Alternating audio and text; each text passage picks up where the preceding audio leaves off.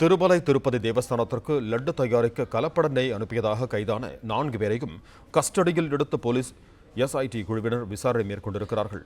இதுகுறித்து கூடுதல் விவரங்களோடு இணைகிறார் எமது செய்தியாளர் பாலாஜி. வணக்கம் பாலாஜி, உங்களிடம் இருக்கும் தகவல்களை சொல்லுங்க. வணக்கம். திருப்பதி ஏழுமலையான் கோயில் லட்டு நெய் விவகாரம் மிகவும் பரபரப்பை ஏற்படுத்தியுள்ளது.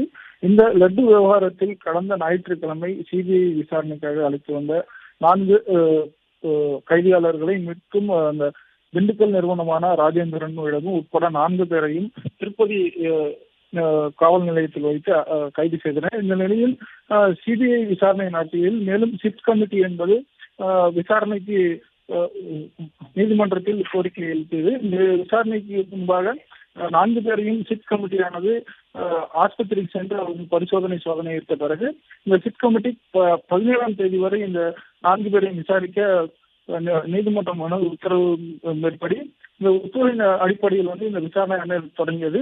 அதுக்காக இன்று திருப்பதியில் உள்ள ரோயா ஆஸ்பத்திரிக்கு அவருக்கு மருத்துவ பரிசோதனை நடத்தப்பட்டு மேலும் விசாரணை தொடரும் என சிட் கமிட்டி தெரிவித்துள்ளது.